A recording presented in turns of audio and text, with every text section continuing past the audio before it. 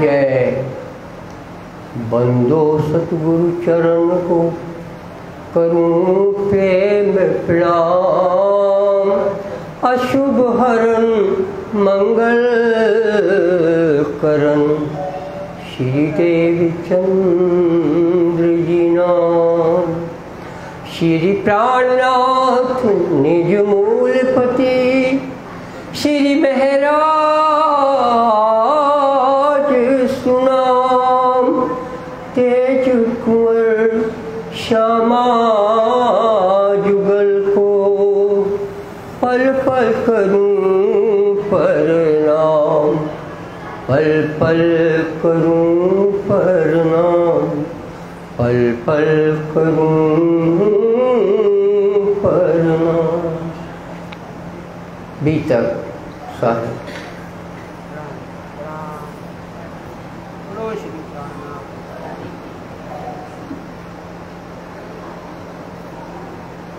यहाँ से की जाएगे पहुँचे सुल्तान इमाम, फरियाद करी दो मास लो बीच खेते के काम, बीच खेते के काम। जब उससे पीछे फिरे। अब आप सुनिए, बात मस्कत बंदर की है, जो अरब देश का, वर्तमान में ओमान देश का एक नगर है, विख्यात बंदरगाह है। यहाँ विश्व के सभी जहाज आकर रुकते हैं और व्यापार का काम होता है। यहाँ पर एक जूनागढ़ तरफ का रहने वाला महावजी भी है, जिसकी दुकान वहाँ पर है। इसके और आगे समुद्र के खाड़ ईरान से जुड़ा हुआ अब्बासी बंदर है, वहाँ पे भैरव सेठ रहते हैं। गुजराती भाई भारतीय वंश के सुंदर सा वहाँ बहुत रहते हैं। अभी इनसे किसी से शिजी साहब की मुलाकात नहीं हो रही है, उसके लिए तो वो दोबारा आएंगे। लेकिन पहली बार आए, ये भी देखो राजी की डिजाइन है कि संजोग बनाया और शिजी साहब सब चीज़ों से वाकिफ हुए। चौथा साल चल रहा है, खेता भाई वापिस जामनगर की तैयारी कर ही नहीं रहा है। उसको तो जामनगर जाना था, उसकी जानी खींच दी राजी ने, वो वहीं गुजर गया। तो सामान जो जब्त कर लिया था एसडीओ सिविल ऑफिसर ने, जो मस्कत बंदर का ऑफिसर था सबसे बड़ा, उस कलेक्टर रैंक का, तो कलेक्टर से छोटा मान लें अपन, तो एसडीओ सिविल डिप्टी कलेक्टर, उसने इनकी सारी जो ज़मीन जायदाद खेता भाई की, वंश परिवार तो कोई था नहीं खेता भाई का कभी वहाँ, तो उसने अपने नाम लिखवा के सीजी साहब को खबर मिली कि वो जान से मारने की भी सोच लगा है। तो चुपाई चली कि वो रातों रात ऊपर को भगे। आप होते तो घर की तैयारी करते। सीजी साहब ने कहाँ की तैयारी करी? इस अफसर से, जो बड़ा अफसर है, यानी जो वहाँ का बादशाह है, उससे मिलेंगे। रातों रात कहीं जाके पहुँच गए। जो चौपाई दोहराई, सुल्तान इमाम से मिलना है। एक बगदाद है, वहाँ कोई सुल्तान रहता है, ये बगदाद नहीं है। किताबों में जो अपन ने पढ़ा हो कभी कि बगदाद लिखी है, बगदाद कम से कम नहीं है, 300 से ज़्यादा किलोमीटर दूर है। और बगदाद ओमान देश ये अलग है, बगदाद इराक और में है, ईरान अलग है। बस्ता, हाँ बसरा ना, हाँ बसरा में था, ये सही हो गया। हाँ मुल्लिदास धामी ने लिख दिया ना बगदाद, नहीं इराक लिख, हमारा मतलब थल मार्ग ही है, इसमें जल मार्ग नहीं आया। तो ऊपर जो भी है थल मार्ग से ये रातों रात पहुंच गए हैं। पहाड़ पे हुई फजर चुपाई आई थी, बीच में कोई पहाड़ आता होगा और उसके बाद वहाँ पहुँच गए हैं। वहाँ पे इस क्षेत्र का बादशाह रहता है, वो सुल्तान इमाम है। 2 महीने तक वहाँ चौपाई अभी जो चल रही है, 2 महीने तक खोज करी तो बादशाह से तुरंत थोड़ी ना मिल लेते हैं, कोई सेठ जी थोड़ी ना है सेठ जी से मिले आइए। अरे बादशाह से मिलना है तो वजीर से मिलो, वजीर से मिलना है तो कार्यपालन अधिकारी से मिलो। तो ऐसा सब करते करते वजीर तक की बात गई और किसी ने कोई दिलचस्पी ना ली। इस तरह 2 महीने गुजर गए। मस्कत बंदर की कथा है। एक मिला अरब अब ये अरब देश का ही एक आदमी मिला है।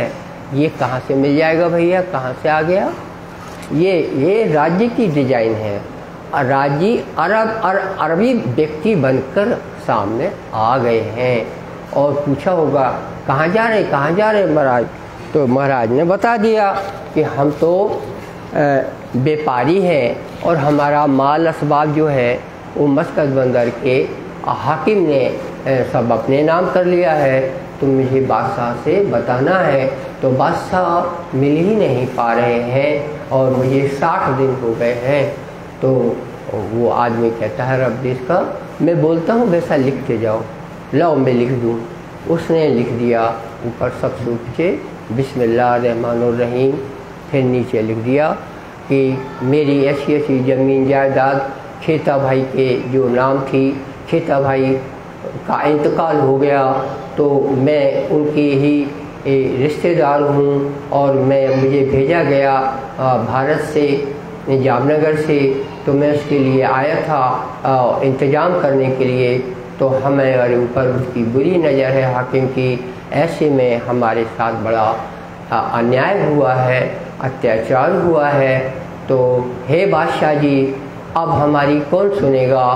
तो जब आप खुदा के सामने ईद के दिन होंगे और खुदा जब आपका हिसाब लेने लगेगा कि तुमने राज बादशाह बने थे तो कोई अन्याय तो नहीं किया, उस वक्त हे बादशाह जी मैं वहाँ दिखाई दूंगा और आपके हाथ पर हाथ रखूँगा और खुदा के सामने मेरी इल्तिजा होगी, दरख्वास्त होगी कि इन्होंने हमारा न्याय किया नहीं था। इतनी चिट्ठी उसने लिखवाई राज्य ने। भाषा भी बोली हमने, उर्दू भाषा बोली है, आपने ध्यान नहीं दिया और चिट्ठी उसी के अनुसार थी। मृत्यु की जगह इंतकाल बोलना पड़ता है और क्या क्या है सब मैंने उर्दू में बोला है, आपको पता नहीं चला। वो चिट्ठी उसको दे दी। महाराज साहब के पास कागज था या नहीं था? महाराज साहब जैसा कोई दौलतमंद इस दुनिया में हुआ नहीं है। कागज न जाने कहाँ से आ गया, राजी खुद प्रकट हो गए, कागज तैयार, दरखास्त तैयार हो गया, उपाय भी बताया। ईद के दिन, वो कल परसों ईद है तो वो नमाज के लिए आएगा, तुम पल्ला पकड़ लेना। बादशाह का पल्ला तुम होते तो बोलते पल्ला कैसे पकड़ेंगे, तो इसका भी तो बड़ा कठिन है। ऐसा नहीं है, सामने वाले ने क्या कहा, जब हम पल्ला पकड़ेंगे उस वक्त हमारे साथ राजी होगा। हाँ, महाराज साहब को अभी नहीं पता चला कि ये राजी ही मिल गया है, नहीं तो उसके पाँव न पकड़ लेते। लेकिन अभी तो ये लगा कि राजी ने कोई उपाय कर दिया।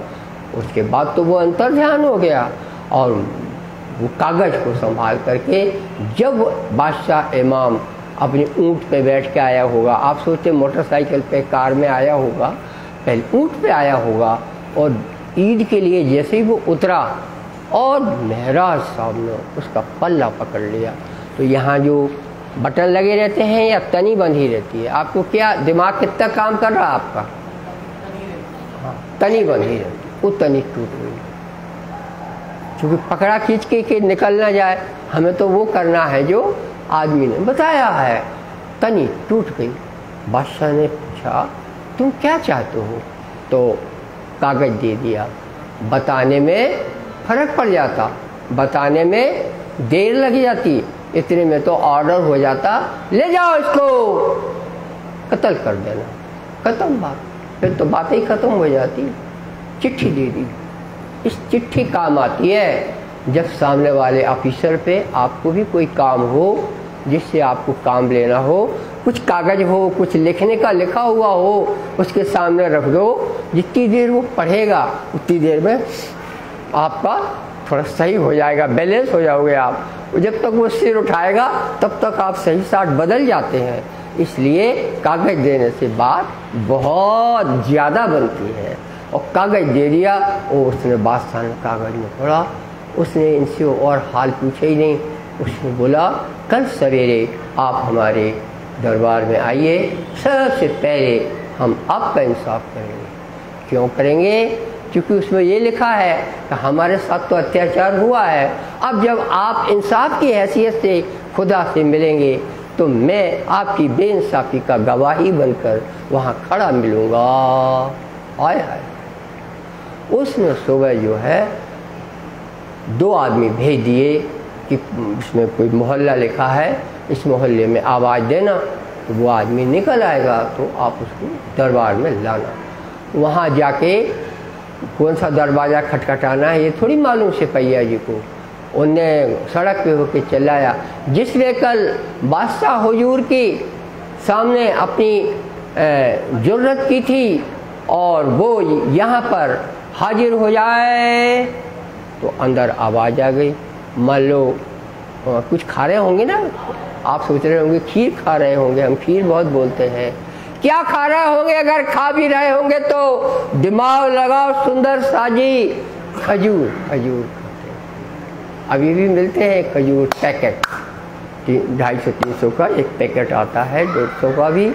वो को काले काले खजूर होते हैं, इतना मीठा लगता है। जी साहब वो खजूर खा रहे होंगे हैं। आपको ब्रेड मिल जाए वहाँ, वो नहीं मिलती ब्रेड, न था वो ज़माना। रोटियाँ मिल जाए वो भी नहीं। तो एक खजूर वजूर से वहाँ बहुत काम चलता है। रिफ्रेशिंग आइटम है ये, स्नैक्स हैं वहाँ के। तो इन्होंने बाहर निकले जी साहब, वो मैं हूँ। उन्होंने तो अंदर ही नहीं जाने दिया, सांकर लगाई और उनको एक हाथ, वो जुर्मी मान रहे हैं ना, ये जुर्मी पकड़ लिया मैंने। एक ने यहाँ से पकड़ा, एक ने यहाँ से पकड़ा, और सीजी साहब को लेके दरबार में ले गए।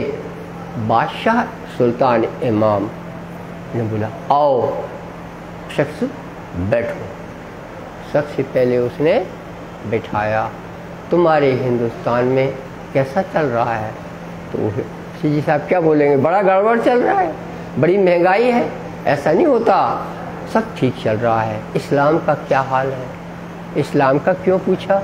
दिमाग लड़ाइए। चिट्ठी में लिखा था कि जब खुदा के हाथ तो हाथ में तुम्हारा हाथ होगा, उस वक्त तुम्हारी बेइंसाफ़ी की गवाही देने मैं खड़ा मिलूँगा। ये कुरान का सेंटेंस है, ये कुरान के ज्ञान का वाक्य है। सबका हिसाब खुदा के सामने होना है। इसलिए उसने इस्लाम का हालचाल पूछा, इस्लाम कैसा चल रहा है भारत? बोले बढ़िया चल रहा है। अब तुम्हारी क्या दिक्कत है? बोले ऐसा ऐसा हो गया हुजूर। फरमान तैयार हुआ। फरमान आप क्या सत्य टाइप हो गया? बोले गोल गोल पुंगी, इतने पिक्चर देखते हो, आज पुंगी भूल गए। पुंगी का ऑर्डर खोल के उसमें लिखा, बादशाह ने साइन किए।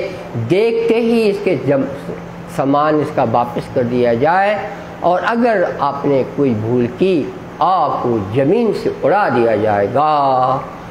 फोल्ड करके वो चिट्ठी इनको हो गई। एक आदमी साथ में लगाया, उस ऑफिसर को आदमी चिट्ठी देने जाएगा, महराज साहब उसके साथ रहेंगे। ये राजी ने प्रबंध किया।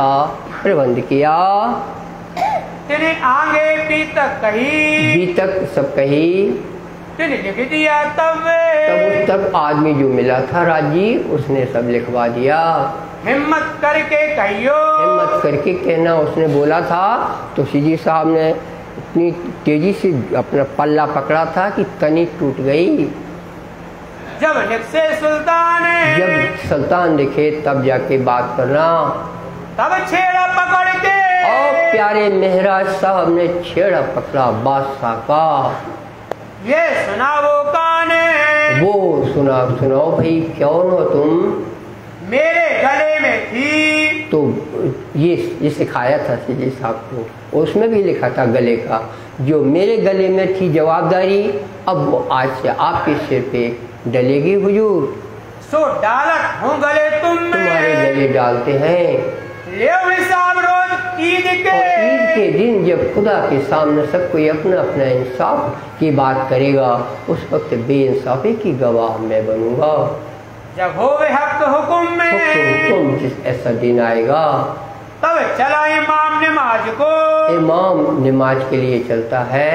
ये खड़े रहे बीच दिन, ये 20 दिन खड़े रहे, ये खड़े रहे बीच राह है, ये खड़े बीच रहा जब इमाम अभी आया है।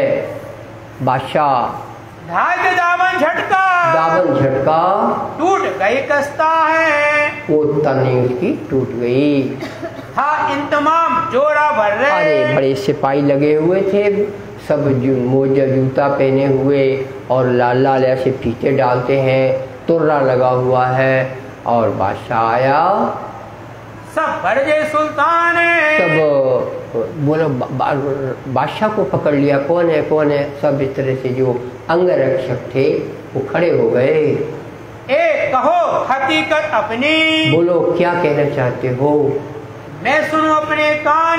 बादशाह बोलता है मैं खुद ही सुनना चाहता हूँ, नितर उनके लाखों सर्वेंट हैं, बोले इसकी सुन लो क्या दरख्वास्त है और काम कर दो इसका। ऐसे भी निपट सकता था, लेकिन राज्य की डिजाइन है। बादशाह ने बोला सुनाओ, मैं सुनना चाहता हूँ। ला तखौफ ए बनी, लात खौफ या बनी, तुम्हारी कोई जमीन जायदाद का, जर जोरू का, इस तरह का कोई भी जो मामला हो उसको बताओ। हो सब तेरी बातें, सब तुम्हारी क्या अड़चन है तुमको बताओ। तब रुक कर दिया हाथ में, वो कागज चिट्ठी में दे दिया, बोलना नहीं था, कागज देना था। कहीं सब विख्यात, कागज खोल के जब बादशाह ने पढ़ा, सारे हाल उसमें लिखा था।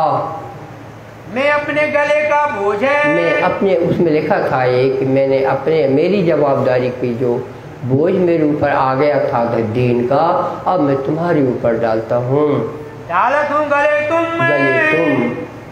ले हिसाब तुम सो, इसका हिसाब ईद के दिन, क़यामत के दिन होगा। खुदा के हुक्म में, जब खुदा के सामने तुम भी होगे, मैं भी वहाँ खड़ा रहूंगा। जब हाथ तुम्हारा हाथ में, तुम्हारा हाथ खुदा के हाथ में होगा, होवेगा खुदा के इंसा ताला रोज ईद के, इंसा अल्लाह ताला रोज के राजी करे ईद के दिन, तब ले दामन झटक के, मैं तुम्हारे दामन का झटक बाला होऊंगा, मेरा इंसाफ की आवाज में वहाँ दूंगा। तब जुबा सुल्तान ने इस बात को बड़ी गंभीरता से लिया, यूं कर इत्ते, बड़ा गंभीर माना बात को। ये कलाम दुर्लभ है, ये दुर्लभ कलाम है, आज तक मुझसे किसी ने खुदा के सामने वाले हिसाब के समय हिसाब होएगा, मुझे किसी ने नहीं बोला जिंदगी में। है बखत रोज क़यामत की याद दिला रहा है पत्र हमको। छेड़ा झटका अपनो, छेड़ा तो झटका था, देखा तरफ खुदा खुदा की तरफ देखा, और ऐसे हाथ करते हैं जो मुसलमान, वो वैसा करने लगा कि मेरे को ऐसा आपने पैगाम पहुंचाया। ये सुकून मुझको कब हूँ, ऐसे सुकून वचन मुझे किसी ने आज तक नहीं बोले। सुल्तान इमाम दिल में बोलता है, किन्हू न सुनाए, कभी न सुनाए, मैं एता तुमको न कहता, इतना मैं तुमको न कहता, प्यारे मेहरा साहब की आवाज है, पर मुझ पे हुआ जुल्म में, पर मेरे ऊपर जुल्म हुआ है, मैं बहुत भटका, मैं बहुत भटका हूँ। तब फरियाद करी आगे तुम में, तो फिर मैं आपकी समक्ष हाजिर हुआ हूँ। इंसा ताला अल्लाह करे, इंसा अल्लाह ताला राजी ऐसा मंजूर करे, मैं करूँ तेरा इंसाफ, मैं तुम्हारा इंसाफ करूँगा। बादशाह ने जवाब दिया, प्यारे महराज को, तेरा तुझको दिलाऊं, जो तुम्हारा चला गया सब का सब तुम्हें वापिस कराऊंगा। कर दिया तो सब माफ है, और तूने जो कसूर किया है, मेरी तनी तोड़ी है, मेरा झटका छुआ, कहाँ कोई मुझे छू नहीं सकता, तुमने बल दिखाया, तुम्हें सब माफ किया जाता है। वो तो गया नमाज को, वो तो नमाज में चला गया, बादशाह आया ही था उसलिए। फिर ये आए अपने घर, ये अपने घर आ गए। वक़्त हुआ फजर का, जब सवेरा हुआ तब भेजे चौबदार या कर, बादशाह बादशाह ने चौकीदार भेजे, ख्याल करके 2 सिपहियाजू आ गए। ले आओ उस शख्स को, और उस शख्स को लेके आओ। बादशाह ने बोला, जिन दामन झटका बीच रहा जिनने मेरा है, बीच रास्ते में दामन झटका है, इनका इंसाफ पहले करो। इसका सबसे पहले इंसाफ करके फिर मैं कचहरी का काम करूंगा। यह वास्ता खुदा है, खुदा का वास्ता सबसे पहले निपटाऊंगा। चौकीदार पुकारता, चौकीदार मोहल्ले में आके आवाज दे रहा है, कौन वह शख्स निशान है? कौन है भाई वो शख्स जिसने कल बादशाह की गुजर में ऐसा ऐसा किया था? जिन इमाम को पकड़ा, जिन इमाम के दामन को पकड़ा वो कौन है? अंदर तो बाहर आ जाए। फरियाद सुनाई काने। ये पहुंचे जब फरियाद जो इमाम को बोलने वाला वो अंदर हो बाहर आ जाए। सिरजी आप खड़े रहते, सिरजी साहब तो खड़े थे कि सवेरे कोई हमें जाना है। कया वह शख्स है हम में? सिरजी साहब ने प्यारी आवाज से बोला, वो शख्स मैं हूँ। दो बाजी दो पकड़ के, उन लोगों ने दोनों बाजी उनको जुर्मी मान करके कि इसने जुर्म किया बादशाह का, इसलिए बादशाह ने बुलाया है। दोनों हाथ पकड़ कर ले गए, खड़े किए तले हुकुम में। दरबार में बादशाह के सामने मेहरा साहब खड़े हैं। पहुंचे हजूर इमाम के, इमाम सुल्तान के समक्ष खड़े हैं। ऊंची बात हिंदुस्तान है। हिंदुस्तान की बात पूछ रहा है वो, कैसा सब हाल है हिंदुस्तान का? हकीकत पूछी इस्लाम की, इस्लाम की भी हकीकत पूछी, चूंकि लेटर से झलक रहा है कि लड़का बहुत ही ईमानदार और इस्लाम पर खड़ा है। यो कर कहे सुल्तान है। इस प्रकार बादशाह ने बड़े सम्मान से मेहरा साहब से बात की, राजी होए बात करी, राजी खुशी होकर। ते क्यों ना करी फरियादन ने, क्या तुम हमारे मंत्री प्रधानमंत्री से नहीं मिले थे क्या? तो ये तो मैंने हिंदी में बोला। उसने बोला, क्या मेरे वजीर से तुम नहीं मिले थे क्या? तब बचाया तिनको। तो ये न बोला, ये बोल दिया कि मैं वजीर को नहीं बता पाया। वजीर से मुलाकात ही नहीं हो पा रही थी। पीए जो होते हैं ना, इंडिया भर में नहीं होते पीए, पूरे वर्ल्ड में पीए होते हैं। जिस साहब से मिलना है पहले इसके साथ खेलो, फिर अंदर साहब से मिलोगे। और उसमें देरी होती है, सब पूरे विश्व में ऐसा होता है। क्या ना सुनाई काने? क्या तुमने उनको नहीं बताया? बादशाह ने पूछा। सब बहुत राजी भये। तो श्री साहब ने बोला, और नहीं, मैं तो आपके पास ही आया हूँ। तो बादशाह को खुशी हुई कि अब मुझे कर्मचारियों पे कोई कार्रवाई नहीं, अब इसका माल दिलाना है। उसके लिए उसने ऑर्डर किया। शेख सल्लाह की करी फरियाद। शेख सल्लाह उस ऑफिसर का नाम था जिसको हम SDO सिविल कहते हैं, मस्कत बंदर का राजस्व अधिकारी, प्रभारी, कलेक्टर टाइप का, डिप्टी कलेक्टर। उसको नाम चिट्ठी लिखी बादशाह ने। उसी वक्त हुक्म हुआ, उसका शेख सल्लाह नाम था। जहां उखाड़ो बुनियाद। अब शेख सल्लाह नाम लिखा हुआ है, सन संपत्ति की बात है। रिकॉर्ड में यदि आप पुराने देखोगे तो शेख सल्लाह मस्कत बंदर का अधिकारी नाम मिलेगा। जितनी अपनी बीतक है, हर जगह जहाँ जिसका नाम चाहिए, नाम जरूर लिखा रहता है। उसी से सिद्ध होता है कि ये कथा हकीकत है, कहीं कोई झूठापन नहीं है। शेख सल्लाह नहीं हो, कोई दूसरा हो तो फर्क पड़ जाए, वो फर्क नहीं पड़ता है। सम्मता है इनका सब जो कुछ धन संपत्ति ये खेता भाई के नाम की और तुम्हारे पास जो जब्त कर ली गई है, उसे तुरंत इन शख्स को दे दिया जाए। महराज नाम बोल लिखा गया। तुरंत दीजियो तुरंत दीजियो, ना तो मार उखाड़ो मूल से। ये तो मैं तुम्हें जड़ मूल से उखाड़ दूंगा। ये शेख सल्लाह, ये तुरंत काम किया जाए। जो फेरे मेरा हुक्म में, मेरे हुक्म फेरना नहीं चाहिए। इन फाड़ करके इस प्रकार से दिया एक चौकीदार, 2 सिपाही साथ में लगाए। आगे आए खड़े रहे। आगे आके शेख सिल्ला के मस्कत बंदर में ये काम हुआ है।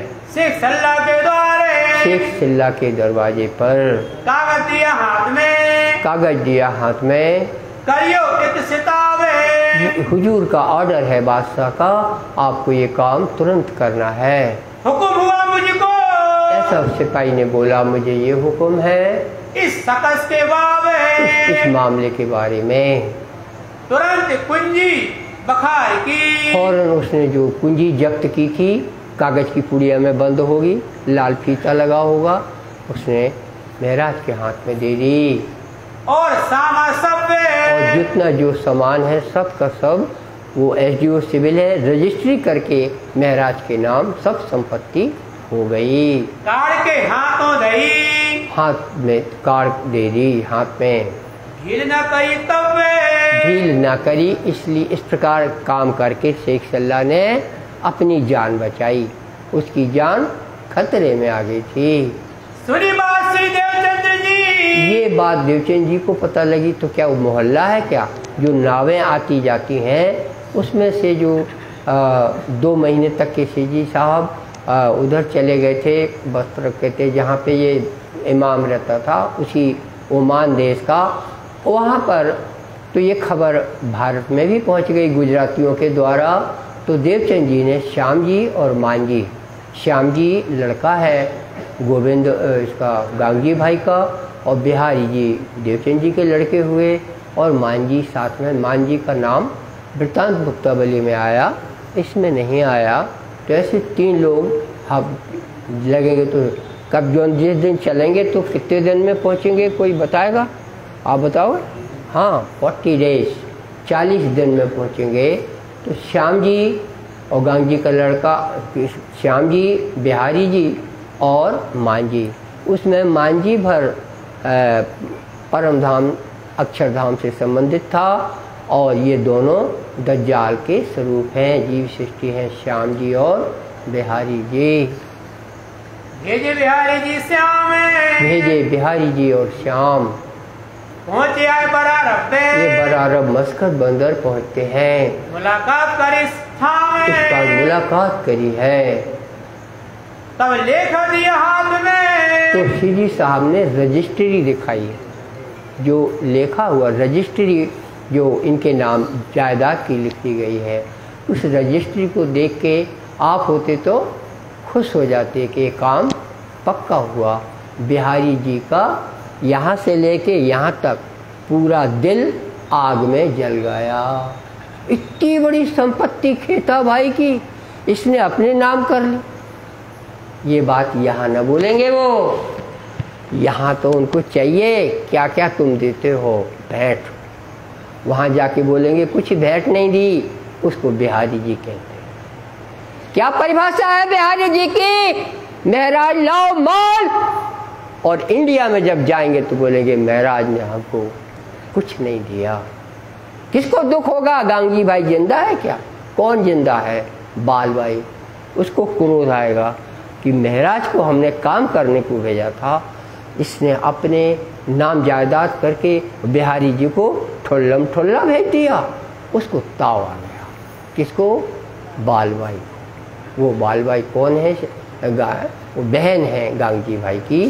तो वो अब सरकार में, राजा के सरकार में शिकायत करेगी। किसकी शिकायत करेगी? महराज ठाकुर। राजा खुश होएगा कि दुखी होएगा? राजा खुश होएगा। इस दुनिया में जिसको भी देखो लूटने की नजर है। अब महराज के नाम का जो धन संपत्ति है न बालबाई को मिलेगी, सरकार में कैसे आएगी? उसने गुंताड़ा फिट कर लिया। किसने? राजा ने। राजा आप बोलते हो, वो नंबर 1 के लुटेरे होते हैं। कानून से लूटते हैं, तलवार से लूटते हैं, लूटने के सिवा कुछ नहीं। उनको राजा बोलते हैं, बादशाह बोलते हैं। ये दुनिया इतनी तीखी है, सीधी सीधी तो आप जानते हो कि सीधा सीधा है। राजा ने ये बात सुन ली, वो बात सुन ली, या वो गाना हो गया, वो हो गया, कुछ नहीं।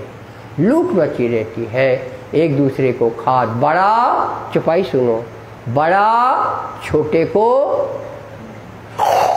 निगल जाता है, बड़ा छोटे को निगला, एक दूजे को खा। इसने इसको निगल लिया, वो छोटा था, इसको निगल लिया उसने, उसको निगल लिया उसने, सारी दुनिया एक दूसरे को निगलने में लगी है। उसी में राजा है, उसी में चोर है, उसी में सिपाही है, अफसर है, नेता है, सब उसी में है। ऐसे ही इसको दुनिया कहते हैं। तो अब आप फिर से मस्कत बंदर आइए, श्याम जी भाई यहाँ हैं वहाँ, और बिहारी जी हैं, शिजी साहब ने खातरदारी की और बड़ी खुशहाली से हम एक जो बोल रहे हैं रजिस्ट्री दिखाई, रजिस्ट्री दिखा दी, पहुंची सब सामान, सारा सामान जो है सब अब हमारे नाम हो गया। उनने बोला अब कोई खतरा नहीं है कि फिर कोई ले जाए, ऐसा नहीं है, सब अपने नाम हो गया। वो खुशी खुशी बोल रहे सब अपने नाम हो गया। वो दुखी दुखी दिल में टुकड़े टुकड़े हो रहे हैं कि ये पूरा धन संपत्ति इसके नाम हो गया। अब ये महराज इतना बड़ा आदमी कहलाएगा, जैसे खेता भाई था, इसके नाम हो गया। वो जमीन जैसा, वो तो राजी मिले थे तो ऐसी चिट्ठी लिखवाई, इसलिए हो गया वो काम फटाफट, बहुत बड़ा काम हो गया। इतनी बड़ी संपत्ति खेता भाई की रजिस्टर्ड हो गई महराज के नाम। रोजनामा आगे रखा, वो रोजनामा वही है, एग्रीमेंट जो कुछ भी है, सब रजिस्ट्री बोलो उसको तो सब समझ में आ जाएगा। जो लिखा था नामा, इसके नामा जो लिखा था वो रजिस्ट्री तैयार थी। देख बिहारी जी को सीजी साहब ने बड़े प्यार से दिखाई, सब मेहनत अपनी मेहनत कर दिखाई, दिखाई बात पर इन्हों का कुफर रे। मेरा दिमाग जो कुछ बोलता है किस बात पे से बोलता है, अपने मन से बोलने लगता है। चौपाई सुनो, फिर से बोलो ऊपर की चौपाई। पर इन्हों का कुफर रे, पर इन्हों का कुफर, क्यों ये करन जाते, इनका कुफर टलने वाला नहीं है। क़यामतनामा की चौपाई, शैतान दोस्त न किसी का, शैतान दोस्त न किसी का, जो कोई काट देवे शीश। तुम सिर काट के रख दो शैतान के सामने, वो आपका कभी भला नहीं कर सकता, आपका दोस्त नहीं हो सकता। उसके नमूना बिहार जी की रजिस्ट्री और सबको देखकर जी चल गया। और लालदास जी समय बर्बाद नहीं करते, एक लाइन लिख दी, पर ये कुफर इनके दिल का क्यों ये करना चाहते, इनका कुफर मिट नहीं रहा है।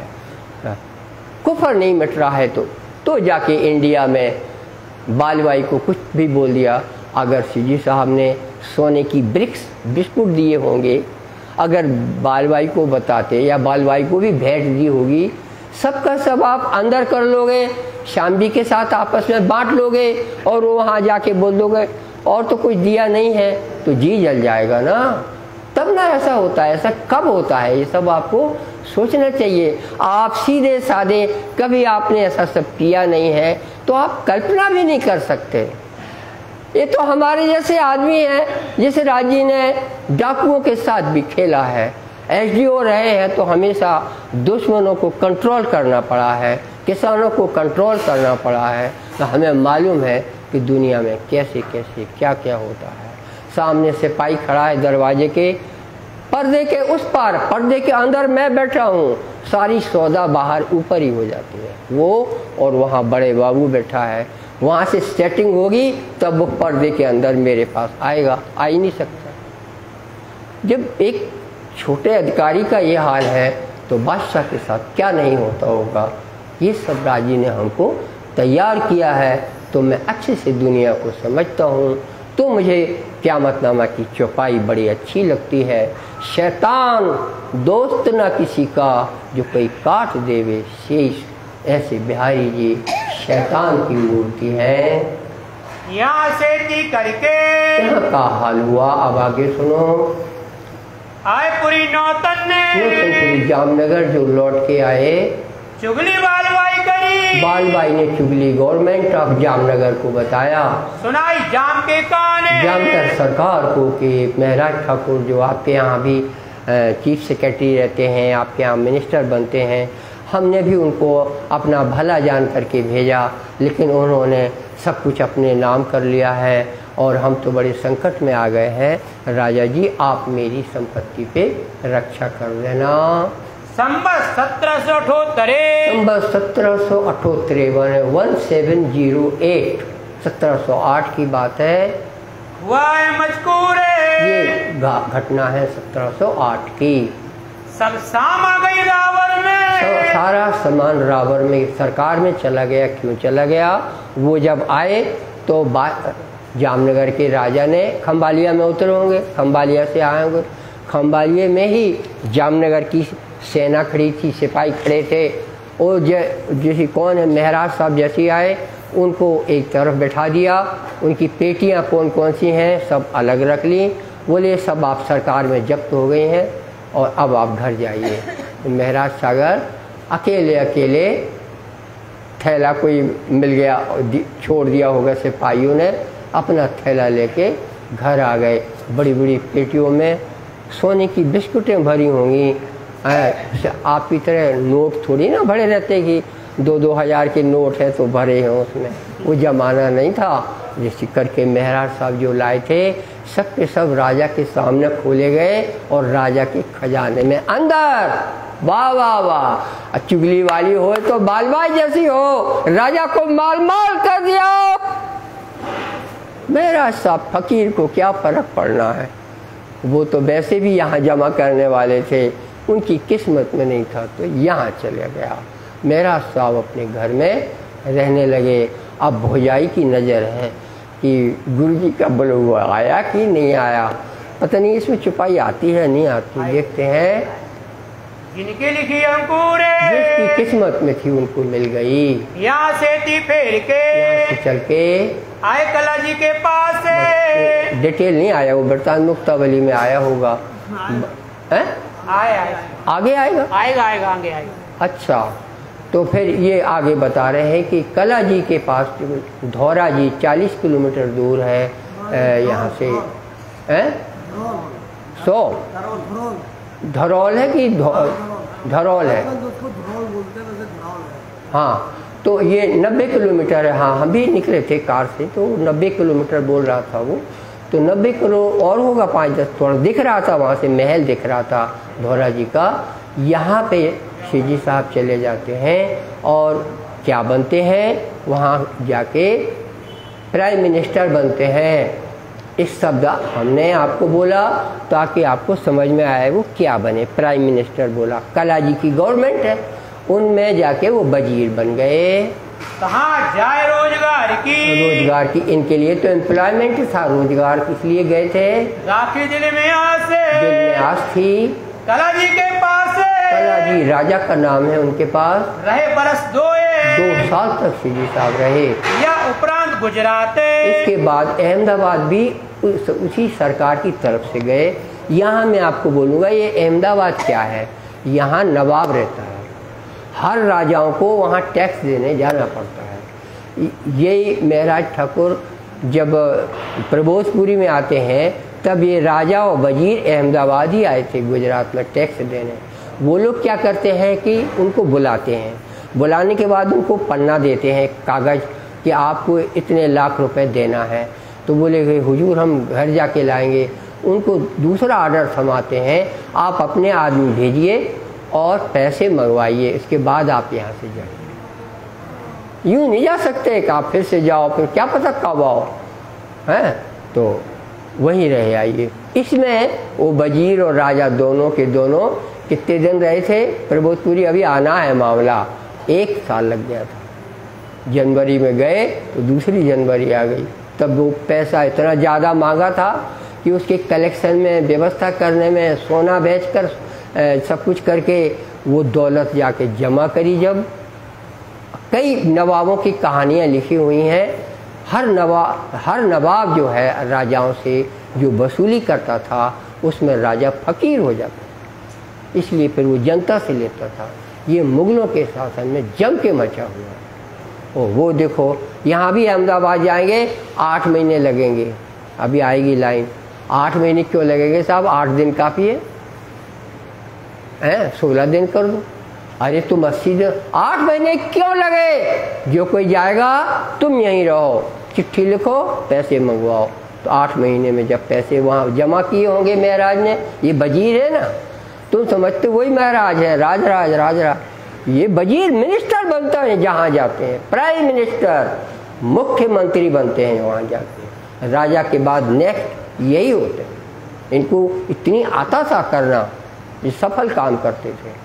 तो ऐसा हुआ, गुजरात गए, 8 महीने लगे। तो आप सोचेंगे अभी तक मैं 8 महीने वहाँ रहे, तुम्हारी तरह 8 महीने रहे? 8 महीने आ नहीं सकते थे। और जब यहाँ से रकम गई होगी, रकम जमा होगी, तब महाराज की छुट्टी हुई। फिर आए गुजरात में, फिर आए गुजरात से आए, फिर कला पे मांगी बख्शीश। इसके बाद कला से बख्शीश मांगते हैं। आपको ये वो टाइम है 1712 का। श्री जी भाई, अब आप ये सुनेंगे इसमें कि देवचंद जी ने खबर भिजवाएंगे बारी बारी से कि हमें महाराज को बुलाओ। महाराज बिहारी जी भी जाएंगे।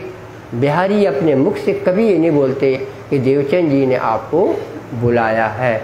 इससे बढ़कर गुनाह बाप का और कोई नहीं कर सकता जितना बिहारी जी ने कहा, क्योंकि ये शैतान की मूर्ति है।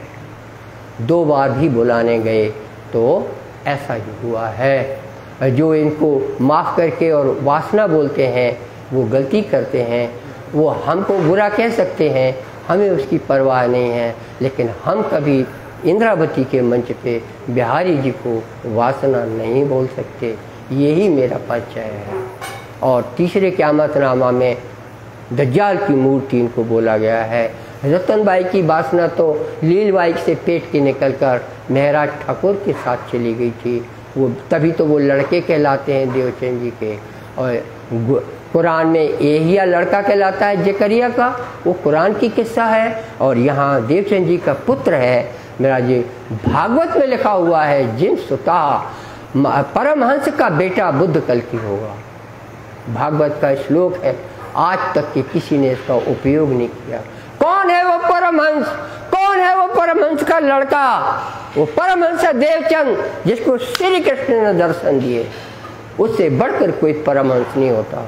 ये आपको जानने की चीज़ है कि जिसको श्री कृष्ण दर्शन हुए हो वो परमहंस होता है। उस परमहंस के बेटा महाराज ठाकुर है। लीलबाई के अंदर जो जीव आया था लड़का बनकर रतनबाई, वो रतनबाई, लीलबाई की डेथ होती है और उसका जो रतनबाई की सुरता जो पेट में बच्चा था। ऐसे तो रोहिणी को बलराम कैसे गया? देवकी के कोख से निकल करके रोहिणी में गया। आपने नहीं जाना तो हम क्या करें? दुनिया में क्या क्या होता है ये आपको जानना चाहिए, आपका दिमाग चलना चाहिए। इंद्र रोहिणी की तरह ये इसके कोख से वो बच्चा रतनबाई का निकल के महाराज साहब पुरुष की आत्मा के साथ जुड़ गया। सुनो हो भाई रतन प्रकाश, आपको कितनी भी ये बात नहीं लगती हो, मुझे कितनी जोश से कहनी पड़ रही है कि हम आज हैं कल नहीं रहेंगे। इससे बढ़कर कोई गलती ना होगी कि महाराज ठाकुर को वासना बोला जाए। 300 साल हो गए लोग बोलते रहे, इससे कोई फर्क नहीं पड़ता। 300 साल को मैं जीरो मानता हूँ, जीरो। दिन वो है जो धनी के काम आए, दिन आए दिन जाए। उस दिन की क्या गिनती जो भजन बिना चला जाए, जो बिना निरूपण के अच्छे से पहचान के बिना अगर 300 साल गुजर गए वो जीरो के समान गुजर गए। राज्य जाने वो सब झेले, सबको निपट गया। इस वक्त वो जमाना है खरी की खरी और खोटी की खोटी सुनने और बोलने का। ये टाइम चल रहा है। ये ऐसा हुआ। संवत 1712 की बात है। अब मैं पाऊं सीखे। इसको लग रहा है महाराज साहब को इंद्रावती की वासना है कि मुझे छुट्टी चाहिए। अब मुझे कला जी के पास इस साहिबी में रहना नहीं है, मैं देवचंद जी के कदमों जाऊंगा। बुलौआ नहीं आया। इसी को कहते हैं परम धाम में इंद्रावती रो रही है, वहां रो रही और यहां हंस रहे। ऐसा नहीं होता, न समझो दुनिया का। वहां इंद्रावती रो रही है तो यहां महाराज बोल रहा है कला जी से, अब मेरा एक काम छोड़ना है, मैं अब धर्म की सेवा में जाऊंगा। वो लिखा उसमें घोषणा हो रही है। बिहारी तो अभी आए नहीं है। जामनगर में क्या हुआ वो तो लाइन अभी बाद में आएगी। हो गए? हाँ 50 ही तो हुए। अच्छा 40 ही हुए, ठीक है, बहुत बढ़िया। अब मैं पाऊँ सीखे, अब मैं पाऊँ सीखे, फिर आए गुजरात से, फिर आए गुजरात से, कला पे मांगी बख्शीश, कला पे मांगी बख्शीश, संवत 1772, संवत 1772। अब मैं पाऊँ सीखे, अब मैं पाऊँ सीखे, अब मैं पाऊँ सीखे, अब मैं पाऊँ सीखे।